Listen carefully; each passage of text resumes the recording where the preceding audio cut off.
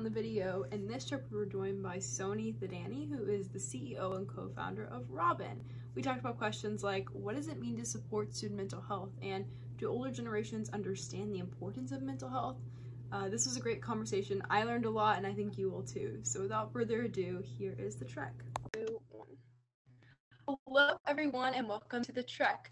The Trek is a Civics Unplugged series where community members participate in meaningful discussions on topics that are too often neglected when thinking about building the future. Through prompting questions and provocations, we venture together into complex but important conversations related to building the future and democracy. We understand that this work requires ongoing dialogue, but it's a journey worth trekking through. I'm Madison. I'm a high school senior from Verdigris, Oklahoma, joined by some of our community members and a special guest, which you'll get to hear from in just a moment.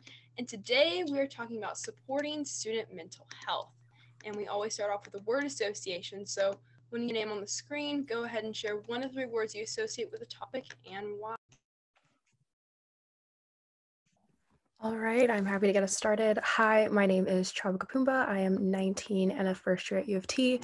And when I think of supporting student mental health, I think of the phrase supporting students. If you're supporting someone's mental health, that means you're supporting them comprehensively. And so that just means supporting their physical health, supporting them outside and inside of school. It really has no limitations. So it just means supporting students to me. Hi, my name is Elena Ashburn. I'm calling in from Broward County, Florida. And when I think of, and I'm a high school junior. When I think of supporting student mental health, I think of vital to school. Because you can't have a functioning school if your students can't function. You need to make sure that the students within a school are supported and have resources available to them, because without students, there is no school. Hi, I'm Leora. I'm a high school senior from the greater Boston area. I guess I would say doing what's necessary, because I feel like a lot of times schools won't, go do everything that's necessary. They'll just do what's convenient or what's easiest and kind of take the easy way out. But it's definitely about going the full mile. Okay, here we go. Hi, everyone. My name is Angel, 19. I'm a first year. And when I think of supporting student mental health, I think of the phrase has been neglected. I honestly can't tell you a time in which I have felt adequate support from school administration, whether it be college or high school or grades younger than that. So yeah, I think it's a topic that needs to definitely be brought to the forefront. Hi, my name is Thanasi, 18 from New York City. I think of the one word intentional, because I think that every part of school contributes to students' mental health, and it's where young people make friends, build their social lives, and kind of figure out who they are. And so if every part of school isn't intentionally designed to support students' mental health, then no part of school will support students' mental health. Great, thank you. My name's Sunny Thadani. I'm 41. I'm a father of 2, soon to be 3. I live here in New York City. And when I think about student health and supporting student health, I think of stories like yours. We all have stories to share, and in order to help each other and try and find true connection, I think we need to listen and support each other through our stories. Yeah, and I would say mine would be holistic approach, because when we're trying to support students' mental health, it's not something as simple as offering counselors to students. It's taking a better approach to the way that we cultivate the environment of a classroom, and just so many other aspects of student life. So thank you all for sharing. We can go ahead and hop into conversation. And I actually have a question to get us started with to kind of frame up this conversation. So my question would be, what does it mean to support student mental health?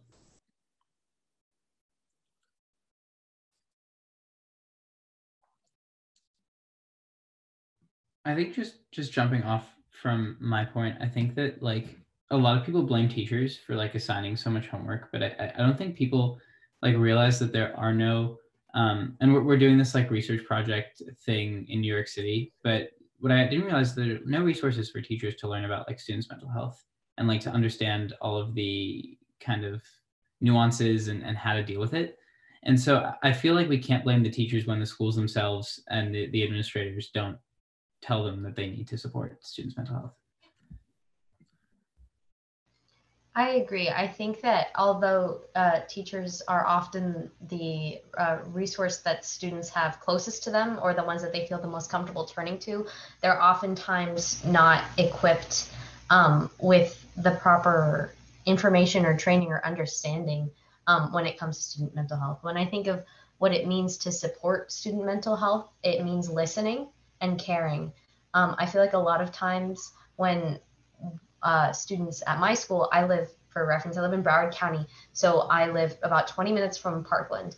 And so a lot of times when kids at my school, at schools in our area, bring up, problems with mental health, or like if at my school we lost a beloved teacher a couple of years ago, there's like so much, they listen for like a week, and they like give us counselors for like a week. They're like, here, we have a new school therapist, you can check her out for a week. Then they take that away. And when we keep calling for it, we say, hey, wait, we want more school counselors. Hey, wait, we want more therapists. We want more resources.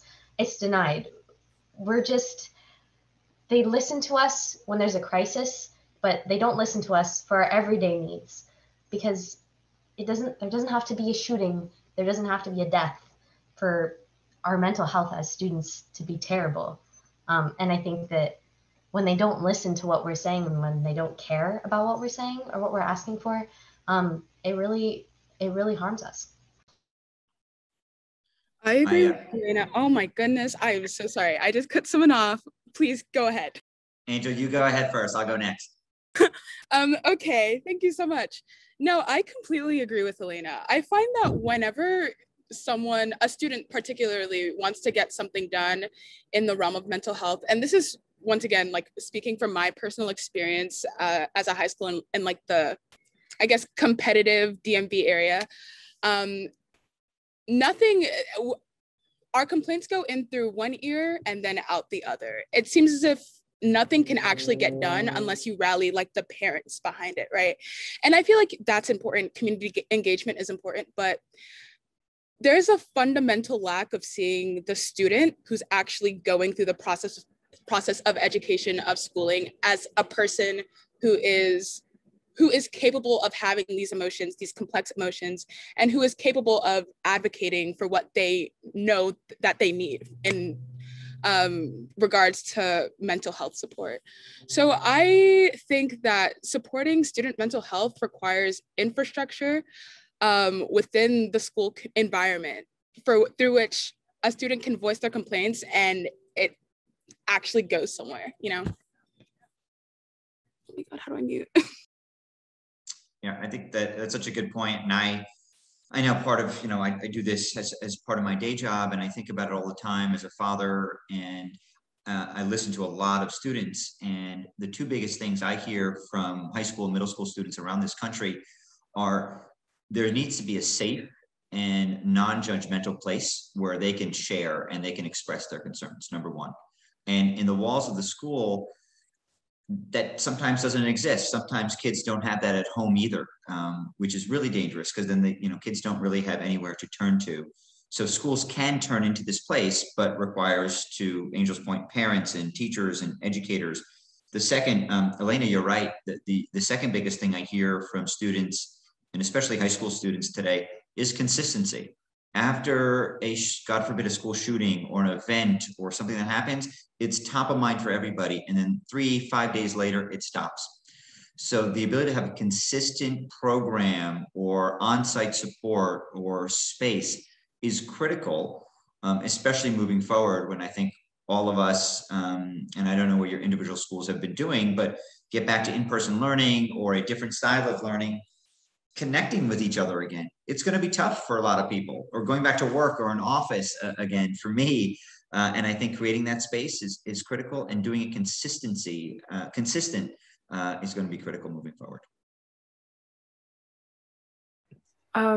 Just to kind of connect what Sunny and Elena brought up, I think that a lot of it's framed for after the fact. And there's not enough conversation about like what are preventative measures to keep students from even arriving to a place where they need like very serious and often like aggressive interventions. And so I know that what comes to mind is the fact that like here at CU, we have this practice of like having regular syncs, and there aren't really like preordained agendas for the syncs. We're kind of just catching up. But I think that it's really important to have things like that, because you want to have like regular normal conversations with someone so that in the event where something serious is happening, you also have like that level of comfort, or like you have normalized interactions with that person. And so there's not a lot of like regular practices that would even make it possible for someone to feel like, oh, like this is a place that I can turn to because I already have like so much experience and context in this situation. And so I just feel like there's definitely a call for things that need to be on a regular cadence and even preventative. So interventions can happen sooner and don't need to be as like drastic or dramatic. Yeah, I agree. It's like that thing of like proactive versus reactive, but I also think it's like a lot in process. I don't think that mental health needs to be something that is talked about every single day for like 45 minutes a day. But I do think that, there can be processes and things that are just kind of put into every teacher's mind, every student's mind, that they're constantly thinking about, that lessen the pressure over time. So you don't have these like outbursts or these giant mental breakdowns. And I think a part of it is really just talking communities and talking teachers in classrooms through what it means to be proactive about students' mental health, and what it means to like catch signs, and what it means to alleviate the pressure. Because I think like 2-hour seminars work great sometimes, right? Like if you sit in an auditorium and you're like, this is mental health, this is why it should be good. Like it could be the best seminar ever. But if it's once a year for 2 hours, it won't do anything. But I feel like maybe a lot more condensed and consistent mental health check-ins and processes would be more fruitful. I also think, oh, sorry, Madison, go ahead. No, go ahead. I was just going to say, I think that supporting student mental health also means supporting so many other things, like sexual harassment, sexual assault. There needs to be a good way for students to, if it happens in school, report it, and to feel safe to do that. Because oftentimes bad mental health and being sexually harassed or assaulted go very much so hand in hand. So there need to be systems for stuff like that in place that are also, like Sunny was saying, non-judgmental, safe, consistent, and that students feel like they can trust. A big issue we have at my school, especially when it comes to sexual harassment and like that sort of reporting going on, is that no one feels that administration is going to take their concerns seriously and that they're going to take action against it. But at the same time, a lot of students like don't realize that their schools are legally bound to take action against that because of Title IX. They can't, if they're being harassed or assaulted within school, schools have to do that. And like, I just think that mental health is connected to so many other things. And if all of those systems are also crumbling, all of the support systems for bullying, sexual harassment, all that stuff, if all that stuff's crumbling, then the support system for mental health is going to crumble. Yeah, I mean, to a lot of these points, I think that schools just need to stop tying teachers' hands with like what they can do. I talked about this before, but an example is like one of my favorite teachers ever in school. She basically acted as our counselor, and she always lets kids like eat lunch in her room. She's just like fosters this like really caring environment. And our principal has like gotten onto her like multiple times for, very like small things that are like not even like mentionable offenses, because it's just it's very different from the role that teachers usually play. And it's like one of the biggest indicators of like student growth and learning, not only mental health, is the connections they have with their teachers and how safe they feel in the environment. So I mean, really, we just need to be creating a system that allows teachers to be the best that they can be, because right now they're only, I guess, like in the arm of a dysfunctional system.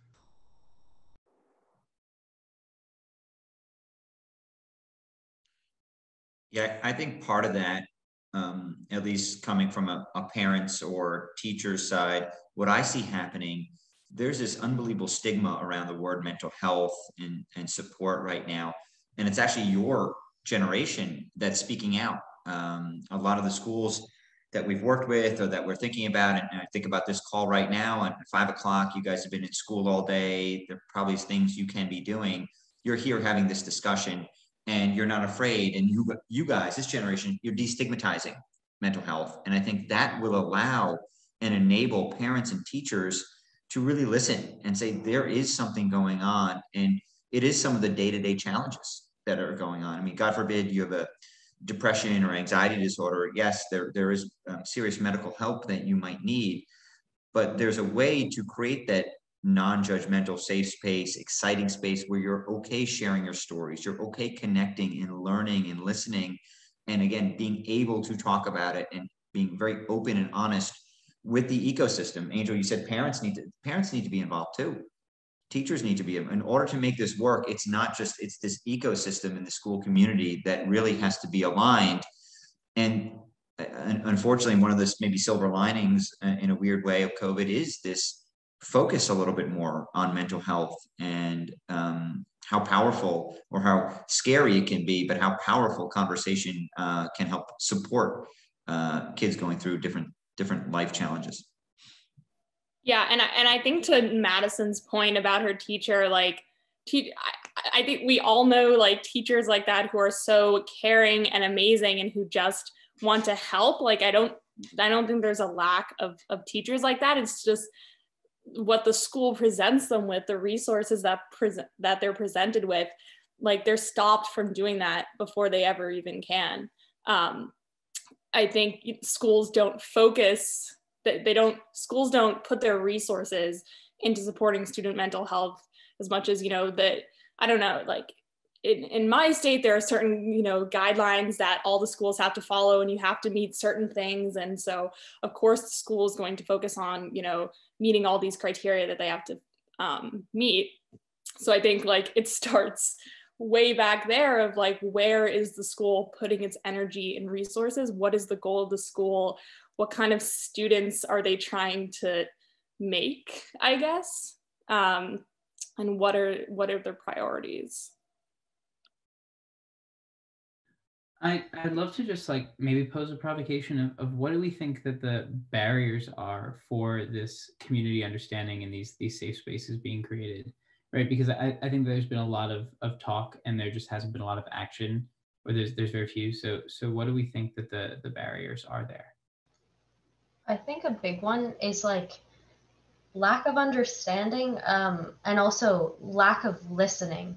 At my school, since COVID started, they've been doing these like mandatory meditation minutes, and they gave us like a 5-hour mental health module to do.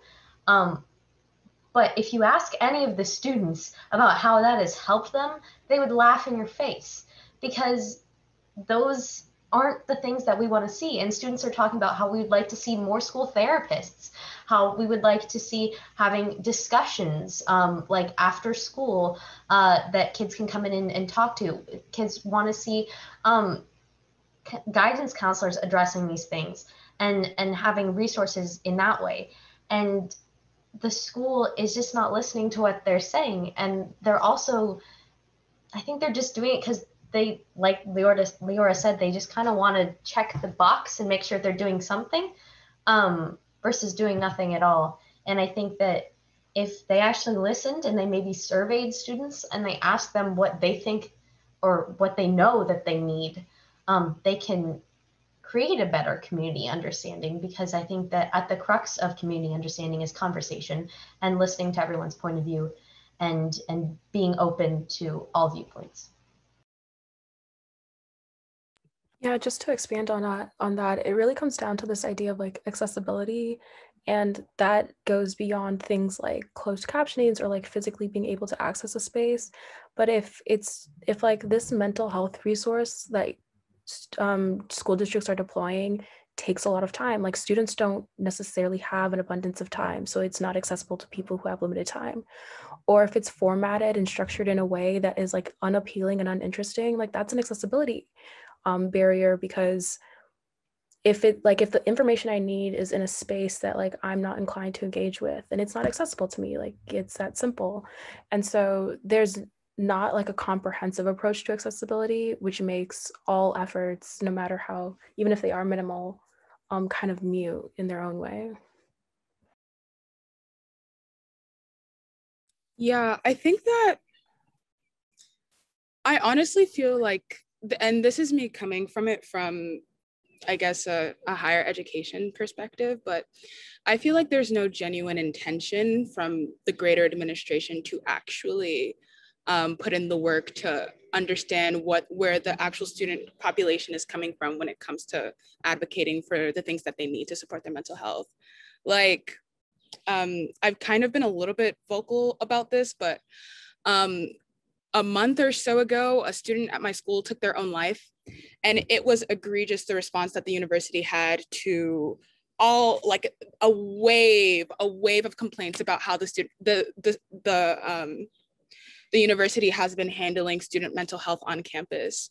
And I feel like someone's put it in the chat, but it's all very much a commitment to signaling rather than actually implementing that systemic change. And it's really unfortunate, because unless you raise that awareness outside of the closed atmosphere that is the school, unless their PR is at risk, unless their brand is at risk, then maybe this is a pessimistic point of view, and it definitely is considering everything, but it seems that there isn't necessarily going to be actual, real, helpful change. Yeah, I think that schools see it as very zero sum, and I think that might just be by nature of the administrators that are like, I guess, in power, you could say. But even high schools too, it's like they optimize for one specific output, which is grades and GPA, and they totally kind of ignore everything else. And I really think that the case can be made that a school environment that supports and even like sustains growing mental health, I guess that it would be the term, for their students, probably scores better on standardized testing and gets into better colleges, or however you want to put it. But I mean, like when you think about it, these higher education institutions, like they thrive on being really high pressure situations for their students. Like that's how they make a lot of money and get a lot of people to go to them. And so it's kind of counter to the argument that they should be supporting mental health. But what's surprising to me is like sometimes signaling is even more challenging than actually just implementing some basic mental health services. And so it's really confusing as to why schools take that approach. And, you know, a lot of, I just wonder, like, do you all think that like sometimes older people, and I'm never one to bash, but like older people just don't believe in it as much? Like my parents have always been like, oh, mental health, not really a big thing. But do you think it's just that cultural stigma that will always be there? Yeah, I can speak from one of those. I consider older people, not my parents, but I'm of a different generation, and I'll tell you, I fell for that too, that trap. I had a family member suffer from mental health, and I didn't understand it. I told this person to deal with it and suck it up and move on, and it created a rift. And as I learned and got educated in my late 30s, and it took me that long to understand how deep of a problem people have, how real of a problem. But I didn't know that, right? And I do think that my generation of parents, and certainly my parents, they were embarrassed if their kid had to see a psychologist or a psychiatrist or a therapist. I do see that changing, and it ever so slowly. And whoever said it earlier about access, it's not fair, right? That certain kids, you have access through funding or their parents or their network to see people and help people. And I think that's part of the big problem that's out there. That schools don't have and not necessarily only money, but money and access and the wherewithal. If you started tying mental health, and there are some studies out there, to outcomes like grades and better schools, every school in this country will start implementing mental health care services. And they are starting to, again, very slowly. The second, I would argue, and I'm curious to hear your opinion, if they're, we take tests all the time, you take the SATs or the ACTs, there are starting to be these assessments out there that start measuring mental health and connection and grit and resilience and again, some of the non-clinical sides of things. And I wonder, are kids going to be open to taking those types of tests? Are parents going to be okay with their kids taking those kind of assessments to see if they grow, right, with some programming the school brings or an outside party brings? Again, that's how I think schools are thinking about, great, how can we measure some of these outcomes as well? So I have a really interesting, almost like case study. So I go to a university in Canada. It's a great school. It's like renowned, but it has like the leading reputation for being the worst institution you can attend for your mental health.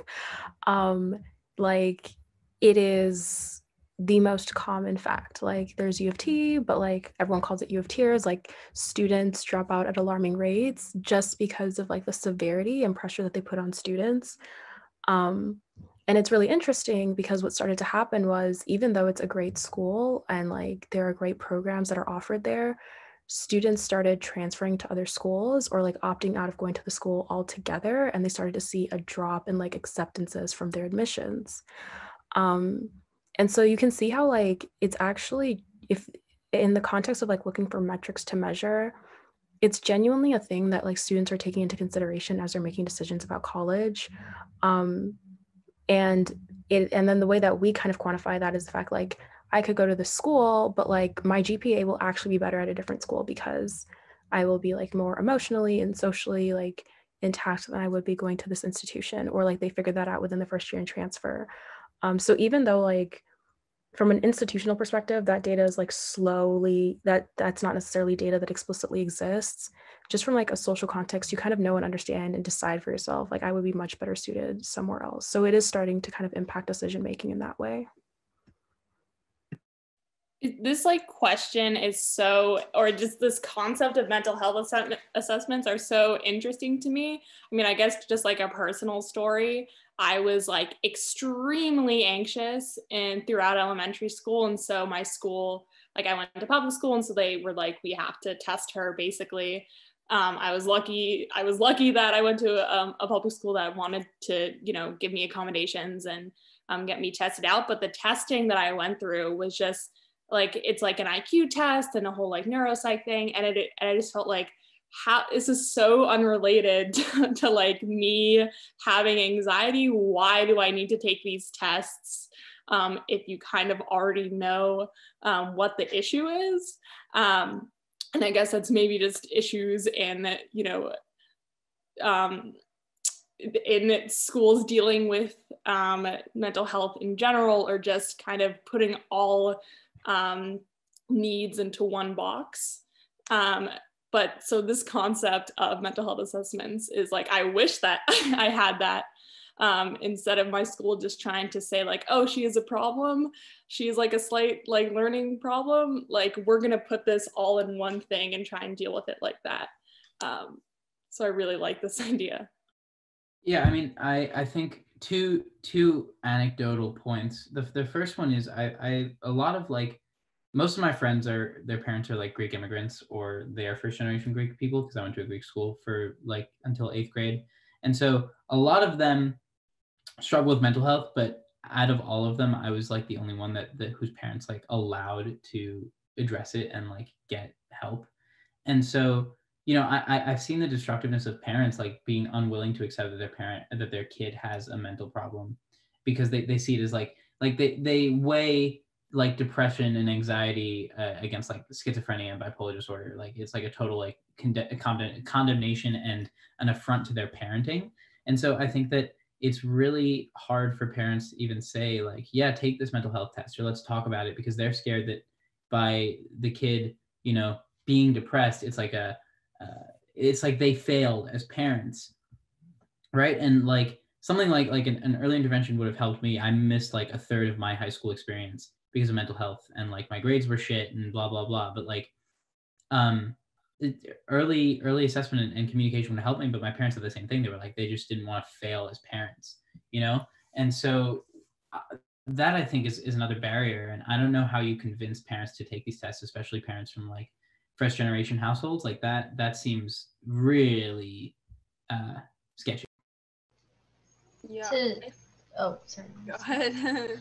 I was gonna say, to like add to the, I guess, opposing viewpoint, like why, I'm gonna speak from like the kids' perspective. I grew up in a military household and also in a homeschool household. I was homeschooled from 1st to 8th grade, and I went to public school for the first time when I started high school. And like I also said, I was a military family, so for a lot of my life, the people that I've been the closest with is my family, because I haven't been in one place for long enough to have a stable relationship with other, like that sort of long-term relationship with friends or people outside of that. And when I started struggling with my mental health, it was hard for me to tell my parents about it, because as much as parents don't want to be seen as failures as parents because their child is suffering, kids don't want to be seen as failures in the eyes of their parents because they are suffering. And I think that some kids aren't going to want to take these kind of tests because they don't want to admit to themselves, or they don't want to admit to other people, or their parents, that they're struggling, and that they want to find help, even if they might need it, just because there is unfortunately pressure from a lot of people to be, you know, a perfect student, to get good grades, and to somehow manage your time while also doing like a million extracurriculars and like changing the world and, you know, doing a varsity sport. And it's just unfortunate that so many kids feel like they can't talk to anyone and they can't, you know, open up. And I think that that's going to play a part in whether or not they decide to take these assessments. Yeah, and in terms of like a solution, I know that there are like people who have diagnosable like have actual diagnoses like anxiety or depression, but we need to stop treating mental health like such a binary. Like it's either something you have or you don't have. Like literally every human being needs to feel cared for and listened to, and like they belong in their school and their family and their friend group. And I think that like when people just stop seeing mental health as like something only like certain people care about, it's like it's applicable to literally everyone. And I mean, everyone should have access to these resources at any time. And it's not like you're the odd one out if you're taking advantage of the resources. Like, really, like at some point in time, everyone's going to need them. I have a question for the group, if that's okay, Thanasi, and it's a little bit leading, because again, this is what we do, but you know, I heard about the stigma, and I understand now, as I was a kid and now a parent, both sides of wanting to impress and scared to let them know or let them down. You know, when my parents got divorced, they said, "Oh, do you want to see a therapist or a psychiatrist?" I was in high school at the time, and it was a pretty difficult one. But one thing I realized again later in life, coaches, right, other like role models and mentors to talk to. They're not doctors. My parents didn't assign them to me, but is that an area of people that have been through similar things? They're not doctors, they're not clinicians, they're not going to test you, but having a type of role model who has been through something perhaps very similar, or has a story to share about something else, but could relate to something that you're going through, again, in the day-to-day challenges. Madison, you're right. Everybody, especially now, is going through something, and we can all use whatever support system. Do you guys have experience, or would that be a way to kind of take down this barrier in terms of a coach or a mentor role model type, as opposed to a doctor or therapist? There's a lot of validity in kind of like relying in the community around you. So you brought up the idea of coaches. There are coaches, there are teachers, there are coworkers and colleagues. Like, so there's just such a variety, and even friends. There's such a variety of like people who have been resources in like talking through really minor and also really major things. I think the only boundary that kind of comes into play with that, or like the limitation to that relationship, is the fact that like you also don't want to end up in a situation where that entire relationship or dynamic is like all about kind of sorting through your challenges or issues. Like you don't want to burden that relationship. It can be a part of it, but it can't be like the sole purpose, if that makes sense. And as a generation that has, you know, statistically struggled with this more than most, um, that's something that plays out a lot where like there will be a friend who's struggling with a mental health issue, but then like the entire relationship kind of starts to revolve around that challenge, and like no one's equipped to handle that much emotional labor, and like no one should be asked to. And so it's interesting because like yes, it's definitely encouraged, but there also needs to be like that healthy self imposed boundary of like, this is getting to be a bit much, like I should seek a professional, where it would be their job or their role to like exclusively focus on that. I want to. Oh, sorry, Leora, you go. Sorry. I have a therapist. A lot of my friends have therapists, and I don't want to say like I went to therapy before it was cool, but I've been going to, I've been seeing like the same therapist pretty much since like first grade. I went to therapy from a very young age. He was my brother's therapist first. And I used to, like, when I went to therapy in elementary school, I was like so ashamed of it. I would like hide under the table when I was in the room because I just like didn't want to like admit to myself that like I needed like to go to this place to like get help and like all of that stuff. So I think I talked more openly at that time with my school like guidance counselor. I would like kind of hide out in her office. Not that I didn't talk openly with my therapist, but I think I talked more openly with the guidance counselor.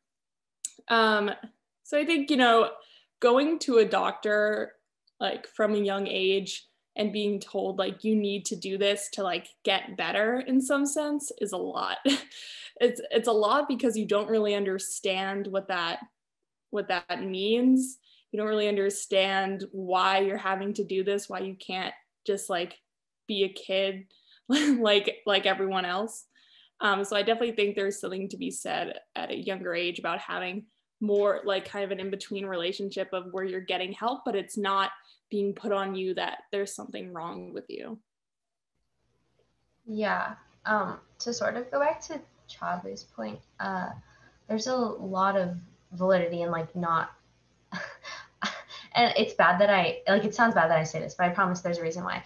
I always tell my friends like it's 100% valid if you want to talk to me about your issues. Like I 100% understand that, but please like let me know first before you're gonna do that. Like ask me if I'm ready to hear about your issues, and I will do the same for you, because like Chabu said, you can't have a relationship where it's entirely revolving around talking about each other's problems.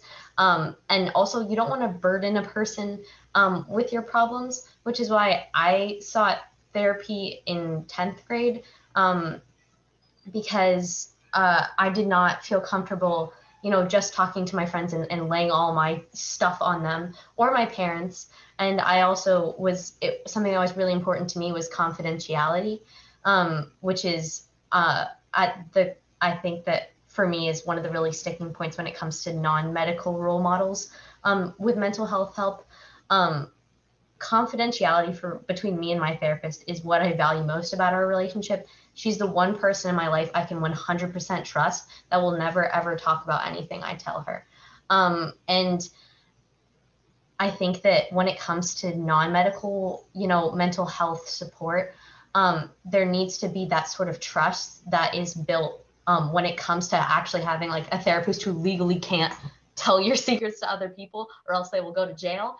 And there needs to be that sort of trust built. And unfortunately, when it comes to, you know, non-medical role models, that trust needs to be built and cultivated versus, you know, knowing that from day one, my therapist is not going to rat me out.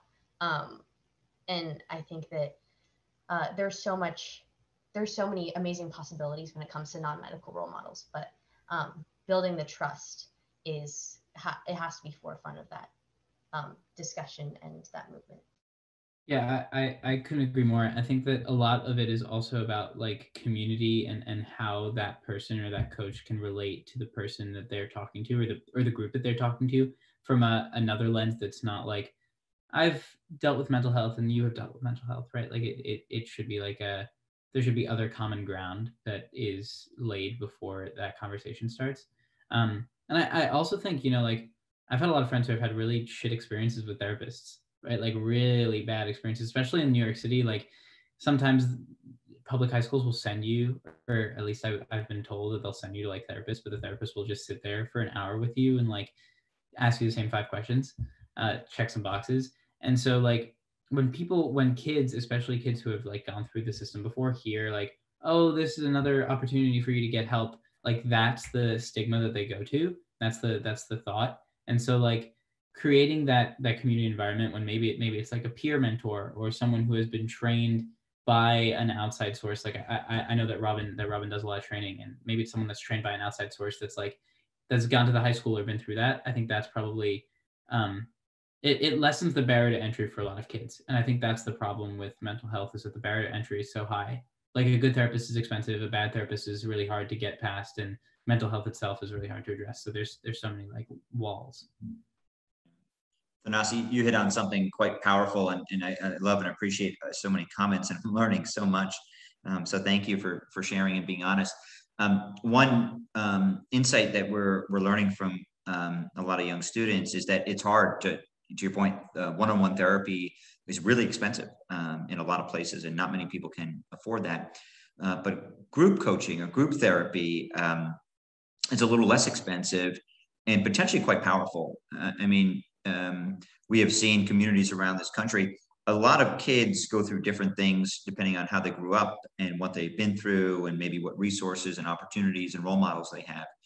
But at the same time, especially coming out of this year, a lot of kids are going through a lot of the same things, like isolation and disconnection and stress and anxiety about going back to school or dealing with X, Y, or Z. And I guess sharing those, the comfort level, I heard about confidentiality here. And again, I've seen medical providers, and I agree that is the number one thing on my mind is I can speak openly and honestly. But in an area, in a safe and non-judgmental way, we have seen kids really connect in a group with maybe 15, 20, 30 other kids that are going through a very similar, again, never the same, but a similar type of challenge or issue. And sometimes hearing not just from the coach, but just like I'm learning from you today, that peer-to-peer or peer community that is being built could be quite powerful. Have you guys tried or been part of that?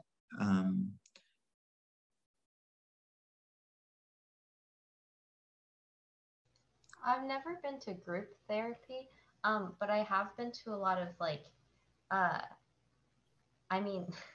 this sounds kind of silly, but we did a trek in the very early days of Trek, when it wasn't even called Trek. It was called Groupthink way back then, if you've been around for that long. It was about mental health, and we all talked about our experiences, and we talked about the different things we had gone through, but also never once was it invalidating of anyone's experience, and never once was it, like fighting for attention or fighting for control of the conversation. It was a very honest and open conversation, and that was really, really helpful. Another thing that I found is I've had discussions with other military kids, because we go through a unique set of things in our life, and there is something to be said about having open and honest conversations about the hard parts, the shared hard experiences that we have as humans. And I think that I've never been to a conversation like that I haven't walked out of it with a feeling of calm and a feeling of understanding, and felt like I was heard. I have not been to formal group therapy, but like I said, I think that there is so much promise, and there's so many great things that come out of being in a community like that. Yeah, to be honest, I think formal group therapy is probably worse than having someone facilitate a large conversation, just a large open conversation. Because I think people walk into therapy with the expectation that like they're going to be treated versus like large groups. I think like throughout human history, shared burden has been a great way to like unify people and like bring them together. And I think like same thing with these big community, just like facing things together. I just wonder, like, there's probably a lot to be said about setting expectations before you walk into a room like that, and like making sure that everybody there is comfortable sharing experiences and like what will be talked about. I've never been. I'm curious, like, how big do these groups get, Sunny, that the young people participate in? Sure, thank you. When we've done these events at schools, and to everybody real quick, what the company does is we provide coaching and social emotional coaching, we call it, and skills to schools. And we've had as many of, we did a mindfulness a session, and it was more teaching about what the meaning of mindfulness and how powerful it could be. There were 456 kids, and it was gigantic and way too big. But what unbelievably happened, and I didn't think this, is there were some kids that really opened up, asked questions, learned about mindfulness in a very powerful way, even with that big a crowd in school. But the ideal number is probably under 20 and closer to 15. And do you guys mind? Am I allowed to share my screen and show you something? Yeah, go for it. Thank you. I want to show you something. I know we only have a few minutes left, but I've heard a lot of you guys talk about something, and this is something we're rolling out for Mental Health Awareness Month, and I'd like to offer it to you. I mean, we're doing this for our business, but if you guys are interested, I'd love to offer you to come to a session and give us feedback and learn, because what we're trying to do is spark conversation, is exactly that. Create the space, have a conversation. And instead of it's not therapy, it's nothing clinical or medical, it's actually you as a student choosing a topic or a coach that you're interested in learning more about. And we're just rolling this out, so it's new. It's super exciting for us. But I'm going to share my screen momentarily.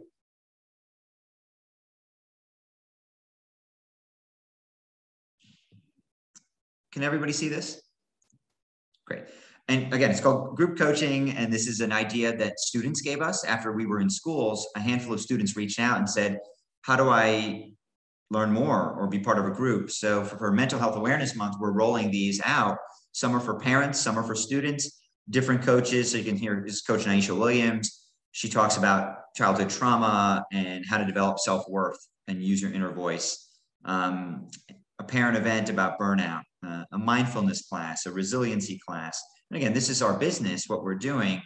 But it's interesting because what we have noticed, and we've done this in the last couple of months via the school, and now doing it via the public, just going straight to students and parents. And again, a handful of different topics and things like that. I'm sorry, I stopped share because I don't want this to be a commercial, and this is not certainly about Robin. This is about everybody here. But if you're up for it, you guys have been so great. And Thanasi, please tell me if I'm overstepping. I'd like to invite you. You don't have to pay for one. Just tell me which one. You can go on the My Robin events page, pick a coach or a night that you're interested in, send me an email, and I'll give you the Zoom information. You can bypass the paying for it, and you can be part of it. And if you'd like to attend, obviously no pressure. This is something new we're doing, and we want to learn from the experience, and we want you to have a good experience on a topic that's interesting to you. So anyway, I wanted to shout that out because I got a lot of good ideas and about setting expectations for some of these events. You don't have to share, you don't have to have your camera on, but we encourage you to. We do record it. We don't send it out, but God forbid something happens, we want to have a record. So we set those expectations. We're very transparent, but we have had a lot of success with kids taking some of these coaching sessions. And I think it was Elena or somebody else, to your point, this could be a one-off. This could be something you do every month, every week, as much or as little as you'd like. Once the business starts taking off, we're still a little bit early to have it every day, but we're starting to. So I'd love your feedback. And again, I'll drop my email in the chat. If you wanted to join, please, you be my guest and come on in.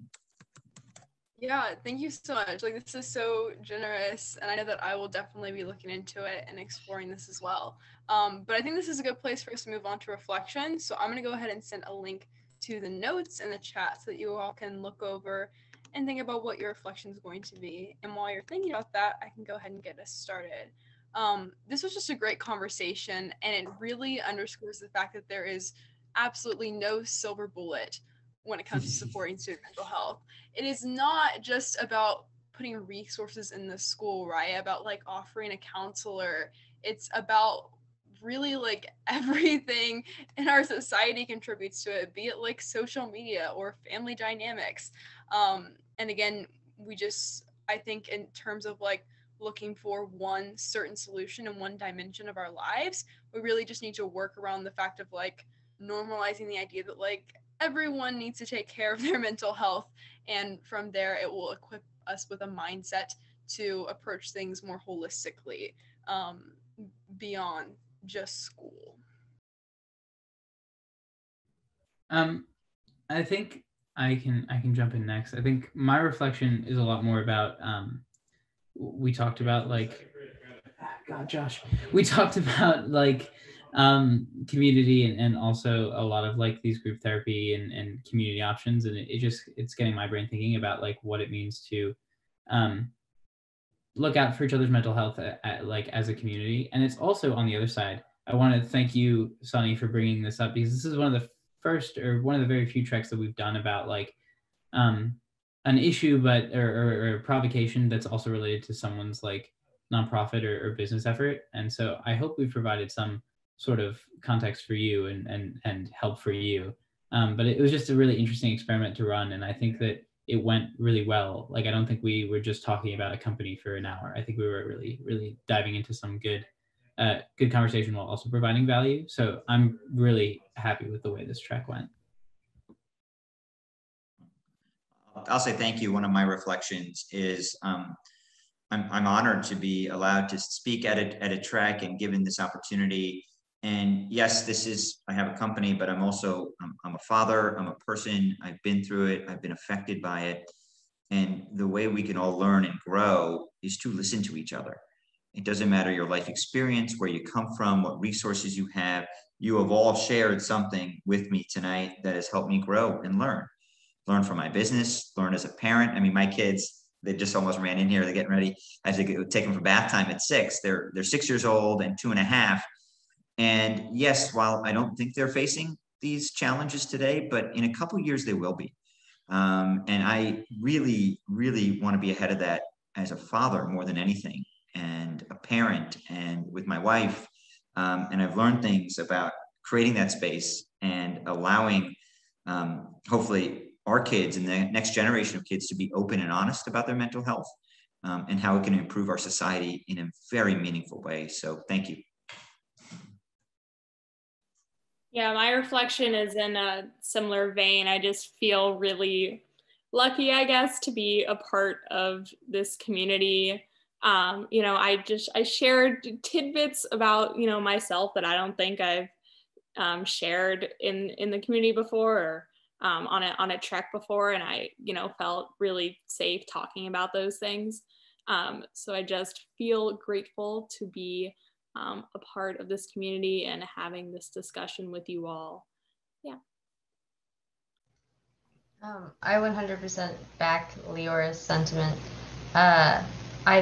This trek has made me think a lot about the role of community and what it plays in students' mental health, and also just in like the general person's mental health. And we're very lucky with CU to have such an amazing community that validates all of us, and listens to us in such a meaningful way, not just when it comes to like mental health, but like when it comes to wanting to take the lead on something and wanting to try something new out. CU has never failed to be very responsive and let us speak our truth and let us take the lead. So I'm going to follow up with what everyone's already said and say that this was such an amazing track. I think that like having conversations about mental health isn't rare. It's such an integral part of like my daily life, the lives of the people that I care about, and just even like the world as a whole. It plays such a big role. But having conversations that inspire hope or even like introduce new options, that's not something that I've witnessed often. And so my biggest takeaway from this conversation is the fact that there are options and solutions that exist that I've never even heard about. Some that were introduced to me today. And that's really exciting because that means that there's tons of opportunities to approach this in a way that will actually change things. And so I really want to say thank you to Sunny for, making this the central topic of our conversation, and also everyone else for participating.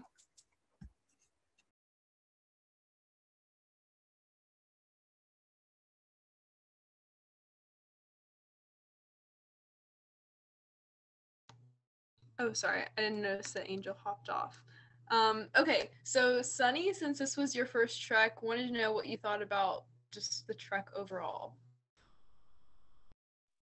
I love it. And one thing I did notice, because I do a lot of group stuff. I mean, it's my world. I believe in it. The fact that you were transparent with your note taking and then sent it out, I think that was really cool, because I take notes a lot, but to go back and reflect, I also noticed that I don't think, and you set expectations clear, I don't think one person dominated the conversation. I think it was everybody had a chance to speak and had input and had good ideas for that. And the openness and willingness, and I shouldn't be surprised anymore, but Leora mentioned she shared some things. I shared some things. I think that's how you build connection. That's how you change things. You be vulnerable and you build some credibility. Maybe I had a little credibility because of Dasani and my relationship and learning about Civics Unplugged. But your openness to allow an outsider in today was really awesome. And your honesty and very transparency was something that I don't see in the business world a lot, quite frankly. And so again, thank you. I didn't know what to expect. I got a little preview, but I didn't know how this was going to be. And I love whoever created the format. The hour went by pretty quickly. And I'm on a lot of Zoom calls all day. This felt like really efficient and fun, and I kind of wish we had another 30 minutes. So I know it went well in that, at least in my vantage point. Yeah, well, the format was actually developed by all of us. We've had like over 60 of these now, so it's just changed a little bit every single time, and so it's been all co-created by us. But yes, thank you so much for coming. Loved having you and your perspective and your experiences come into play. I think it really helped shape the conversation. And one last thing, I know that we normally upload these to YouTube, but I know that you all shared some things that you might not normally be comfortable sharing with. Are you still okay with this being uploaded to YouTube? Not like a ton of people watch, but still it would be out there. Is it something that any of you would be uncomfortable with it being published? The main person who's going to watch this is Daryl. So if you're uncomfortable with Daryl hearing you talk about your personal issues, then maybe don't. I'm okay. It's obviously up to the group. Okay. If you all are good, I just want to make sure, because normally people don't open up that much about personal issues in a trek. So I just want to make sure. But yeah, thank you all so much for coming. It was a great conversation. And I will see you again later. Bye. Thank you.